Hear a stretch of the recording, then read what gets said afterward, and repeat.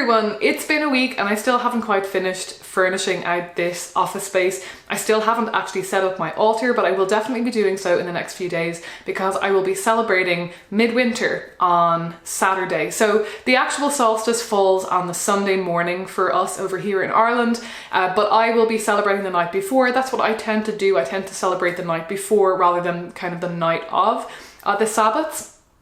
So I wanted to talk today a little bit about my thoughts on Midwinter, and specifically as a pantheist, what it means to me, why it is that I celebrate it, what it is that I focus on, what I think about during ritual, and so on and so forth.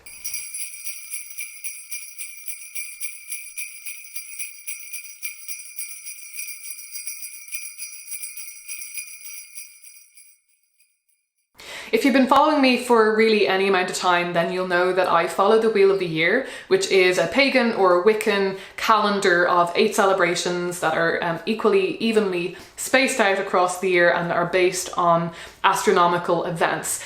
So I'll link a video up above that I made years and years ago explaining what the Wheel of the Year is in case you're new to this. So the astronomical event that is happening that I am celebrating this Saturday is the Winter Solstice, which is the point when the Earth is tilted furthest away from the sun. So from the point where I am on the Earth, we are tilted furthest away from the sun as it travels around it in the year. And so this means that, first of all, the sun is very low in the sky, which causes winter, and also that the days are very short again, which causes winter, that, you know, the Earth gets colder because we're not receiving as much sunlight and so on.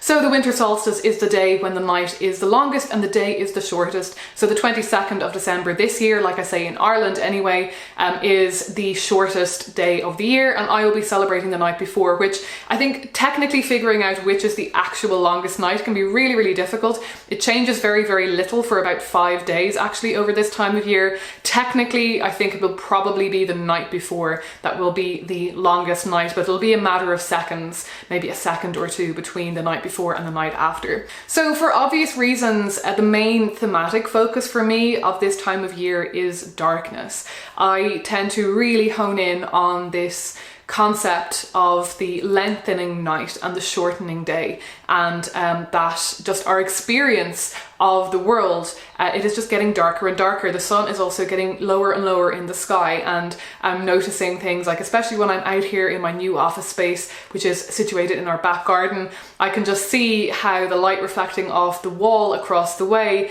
is getting kind of higher and higher up the wall. The sun is kind of coming further and further down, and we're seeing less and less of that sunlight. The time of the day when there's actual sunlight, like hitting houses and trees around my neighborhood, is really, really short. It's really, really brief now at this very, very kind of dark period of the year. So I'm definitely really celebrating that darkness with this ritual at Midwinter. I'm definitely thinking about the experience of being in darkness, the experience of having so little sunlight, the experience of having such long nights, and how that changes my psyche, how that changes my relationship to the world around me. But I'm also really focusing on the return of the light. Midwinter is a big, big time for that, and traditionally celebrations have tended to focus around that. I could go into that all day, but this is something that you can easily research yourself if you want to.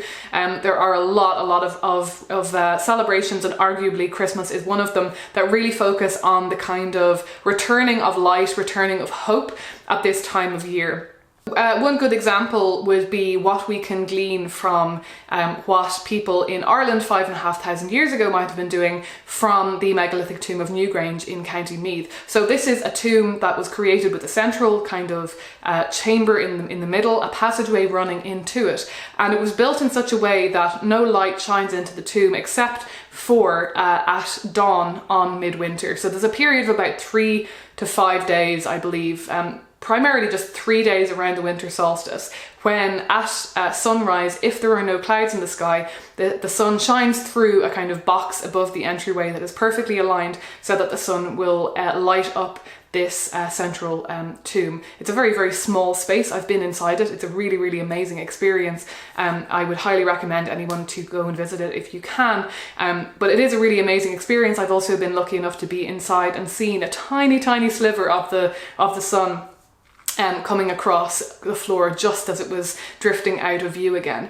So, you know, we can guess from the creation of this tomb that Midwinter must have been kind of a significant time for people in Ireland at that time. It would have taken a huge amount of work to create that tomb at that time. But also I feel like this suggests that the returning sun was a major focus. The fact that this is all built around the sun's rays on that morning really suggests to me that there was this focus on, you know, this promise of light and this promise of the return of the light at this darkest time of the year. So I like to focus on that at this time of year. As a pantheist and a pagan, I feel like this kind of area of spirituality, we tend to embrace and focus on death to a larger extent than some other religions. I think we tend to really embrace the idea of accepting our own deaths and accepting that it's a part of the natural cycle and a part of the creative cycle and so on. As a pantheist, as a naturalistic pantheist, I don't believe in a literal afterlife. I don't believe in souls, so to speak, so I don't believe in a continuation of my own ego or my own essence of self after my own death. I do have kind of vague beliefs about a kind of universal consciousness and that my consciousness continues in some way, but only as part of a universal kind of consciousness, like a sense of consciousness that is existent throughout everything in a very pantheistic way. So I don't believe that I will continue after death. And it's not that I kind of want to look towards paganism or these kind of rituals and these celebrations of like the Midwinter and so on. It's not that I want to look at them to kind of make me feel better about that death or to make me, I don't know, to kind of mitigate that and to kind of look the other way, away from that reality of our own mortality. But at the same time, I think it is a very natural thing to want to comfort ourselves in the face of our mortality and in the face of just the kind of transience of everything around us. And I do think that this focus on the light, the returning light at Midwinter, it's a very natural human instinct to kind of try to remind ourselves, and I think that this can be a positive thing, to remind ourselves that the creative cycle does continue and that even when certain things come to an end, even when we come to an end, that on some level, something that we have created or experienced will continue, whether that's just our body returning to the earth and turning into some new form of life, whether it's our ideas or the love we have shown to other people and so on, whether it's that continuing to create an effect in the world. I think that is a positive thing to remember. And Midwinter for me really does focus on that. It is a time of kind of hope.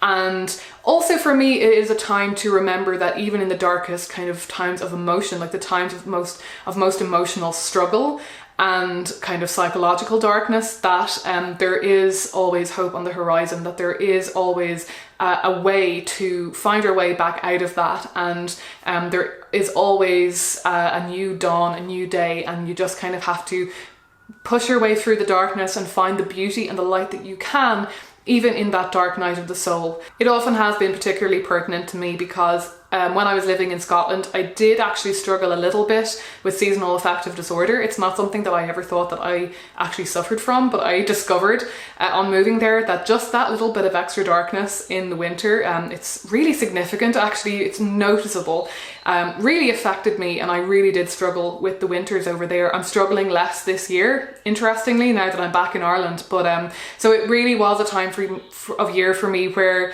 I really need that boost. I really need something to look forward to at the end of December. November is often a very, very tough month for me. And so it's really important to me to be focusing not so much on the darkness, but on the light, on the returning light, on the promise of the new year and so on. I also really like to take each Sabbath on the Wheel of the Year as a reminder, as a chance to remember to look at the earth around me and to remember to take heed of my surroundings and my environment and how things are changing. Because it's very easy to go day by day and not take these things under consideration. I find that I will just organically at times notice things, notice a certain feeling or a certain essence to the time of the year, notice that leaves on a certain tree are now completely gone, that berries have come up on a certain bush, little things like that, you know, like there are trees now that have finally dropped all of their leaves and so on and so forth. And I will kind of find myself noticing that organically throughout the year, but Coming up to each Sabbath is a time that reminds me to pay special attention to that. And it's not just the kind of the trees and the wildlife around me, although that is a huge part of it for me. It's also just paying attention to the feeling that I have, and the atmosphere and the light, and just where it reminds me of being before. I very much find that really tapping into that atmosphere and that sense of where we are in the year, it really brings me back to other times that I have had that feeling. So this time last year, or 2 years ago, or 5 years ago, and that's really powerful to me as well. I really enjoy the sense of being connected to my past self, especially I think because it gives me hope, and it gives me this feeling of excitement about my future self and what I might be doing in 2 or 5 or 10 years time at this time. And I really like that sense of tapping into the person that I was then, and reconnecting with that, and allowing that to kind of interact with the person I have become, and the place where I am in my life now, just to sort of see how far I've come, to kind of reconnect with things that are important to me, and so on and so forth. And yeah, this practice of really paying attention to my surroundings really helps that. So some of the things that I find that actually will be quite consistent year by year at certain times of the year, like I say, it's not only the trees losing leaves and flowers and birds and squirrels and things, you know, doing certain things at certain times of the year. We will also have relatively similar weather at different times of the year. So in terms of, you know, how much cloud we have, how much rain we have, how much wind we have, how dry or how humid it is. Ireland is usually very, very humid. We get a lot of rain, but at certain times of the year, we will have very kind of dry, bright periods. And this is one of those times of year. I find that from kind of just coming up to midwinter and right up to kind of early to mid-spring, I really enjoy that. That really helps me get through the darkness of the year. November for me, I think, is a particularly tough month because it tends to be wet and cloudy and rainy. And then when that breaks, when we get into the colder weather in December, it tends to get drier and brighter. We get, like, you know, brilliant sunshine, crisp cold weather, and very, very still. It gets very, very still. We lose those kind of wild winds that we tend to get in autumn. And you know, I love those wild winds. I particularly love September and October, but like I say, for me it's always a bit of an accomplishment to have gotten through November into December. And yeah, that really carries me, this sense of kind of golden light really carries me through December and January. And well, January can get a bit dark and dreary as well, but just this time of year, for me, it feels like a pause. And it's interesting because the sun, actually, if you pay attention to it, it also seems as though it's pausing at this time of year. The change really slows down at different times of the year. The pattern of the sun and how quickly the days are changing, lengthening and shortening, it really changes. It really varies as the year goes by. And this time of the year, like I said, there's actually about a period of about 5 days where the length of the day doesn't change very much. And I can really sense that. I can really sense this kind of pause, this sort of stillness at this time of year, where it just feels like these short days and these long nights are just this kind of eternal experience. And the lack of wind and the brightness, it feels very peaceful to me, very, very calm. And there is this sense of great promise. And I really, really love that. That's really important to me. So as you can imagine, the new year for me is a big draw. I know a lot of witches and pagans tend to think of Samhain or Halloween as being the witches' new year. And to some extent, I do feel that. I actually feel like, to me, there's a bit of a new year in September. So around the time of Mabon or the autumn equinox, to me, is kind of a new year. But increasingly over the years, I have come to get really excited about the new calendar year. And I think it's because of this sense of pause and sense of promise and hope at this time of the winter solstice. I'm very, very looking forward to just that sense of newness and freshness and potential that the new calendar year brings with it. I also would like to mention, and I tend to always mention this in my midwinter videos, I know I've mentioned it in previous midwinter videos, but Christmas is actually a very important holiday for me as well. The two things have gotten kind of subsumed into one another, Christmas and Midwinter, but I do celebrate them. Me and my family do celebrate them kind of separately. Well, I celebrate the solstice, and they do take note of the solstice, and you know, some of my friends will also, you know, message me on the day, and I used to actually always do something with friends on that day, but I didn't think of organising that this year. I've just been so busy doing DIY and PhD and all of that. So, but next year maybe I'll get back to that habit. But Christmas is actually a separate holiday that is important to me, but also the imagery and symbolism of Christmas I have really drawn into solstice for me as well. I'm not a Christian and I never had a relationship with Jesus really, but the imagery of Christmas in terms of the Christmas tree and the lights, but also the idea of the rebirth, of the birth of Christ, of the birth of this golden child, this divine child, it makes a lot of sense to me, and there is a lot of this kind of symbolism in pagan understandings of Midwinter. There's a lot of talk of the birth of the divine child, or the birth of the sun, and the rebirth of the sun, and as in S-U-N as opposed to S-O-N, and a kind of a pun between those two words. And I like that. That really works for me. It makes sense to me. As a child growing up, I think Christmas and the idea of the birth of Jesus was really the only part of the whole thing that rang true to me, that felt I don't know, it felt evocative to me. It meant something to me. It did something for me on a spiritual level.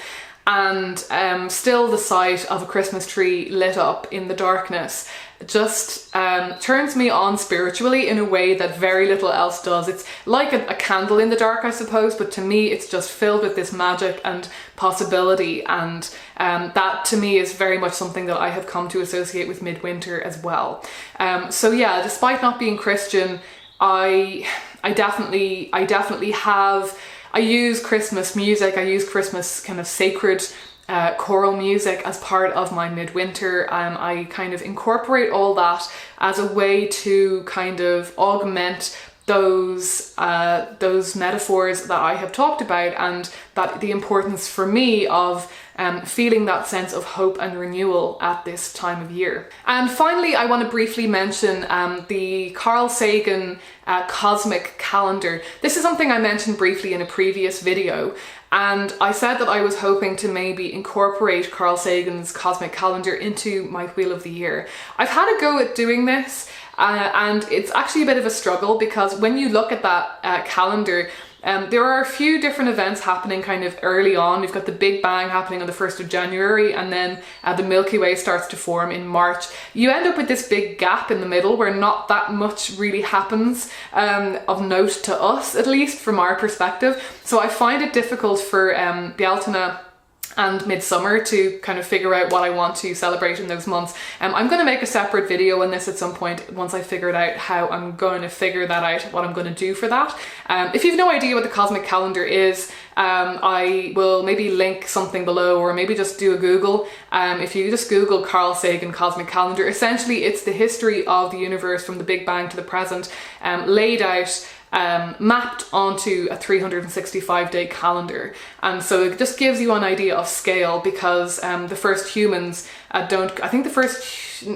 let's see, is it the first humans happen at like midday on the 31st of December or something like that? Like, it's the very, very last tiny, that sounds like too much time actually. I think it might actually be the last hour of the last day in the year, and then it just gives you an idea of scale in terms of time of the development of the universe and our tiny part and place in it. Basically everything happens in December in terms of like the development of life on the planet and dinosaurs, and you know, it's all happening in December, and up to that point it's just the formation of everything else. And so that's why it's a little bit difficult to map it onto a Wheel of the Year, because everything from our perspective, all the major events tend to happen kind of either, like I say, kind of towards the beginning, or like in December itself. The winter solstice, I have decided I want to celebrate the Big Bang. So even though it happens before, obviously, when the the calendar, the cosmic calendar actually starts on the 1st of January. To me, it makes the most sense for it to start at the winter solstice on the 21st or the 22nd of December, because that is the point of greatest darkness. And obviously at the moment of the Big Bang is the point of greatest darkness in the universe. It's the point of nothingness, or at least where the universe was infinitesimally tiny. So there's all this darkness and then suddenly there's light, and that to me just is the winter solstice. So I feel like I've rambled on a lot longer than I was anticipating for this video, but I hope that this has given you an idea of what it is that I really focus on this time of year. I haven't mentioned any deities because I haven't really been working with any deities a lot in the last few years. I do have plans to gradually incorporate 4 main deities back into my practice, as I just discussed before, but I want to start kind of incorporating a specific deity into the theme of the altar for each season. And so in the season of winter now, this is the season of Odin, and I haven't really had a chance to make an altar that is reflective of that. So when I set up my altar now for Midwinter, I'm going to be thinking about that, and I'm going to be thinking about how I want to represent him on the altar and what his inclusion on the altar means for this time of year as well, and what me working with deities as a pantheist can mean. I will probably make a separate video on that. I've made videos about this kind of thing in the past, but I feel like my ideas are always changing. My position is always changing on this, so I might make a new video just to share with you where I'm at with that at the moment. But yeah, I hope that is helpful for some people out there if you are interested in celebrating the winter solstice, and maybe you're a pantheist, or maybe not, but maybe you're curious about what it might mean to somebody who is not kind of focused on deities or focused on magic or focused on the kind of more woo-woo aspects of paganism. These are the things that are important to me at this time of year, and I think it's possibly my favourite Sabbath. It's certainly my favourite holiday. Christmas was always my favourite holiday, so it's an important time of year for me. It's a strange time of year because of all the darkness and everything, living as far north as I do. Even in Ireland, we're very far north. It's very, very dark, but I am feeling very hopeful for the new year and looking forward to celebrating. So yeah, I hope you all have a wonderful winter solstice or summer solstice if you are in the southern hemisphere, and thanks for watching. As always, don't forget to like and subscribe, and I will talk to you again soon.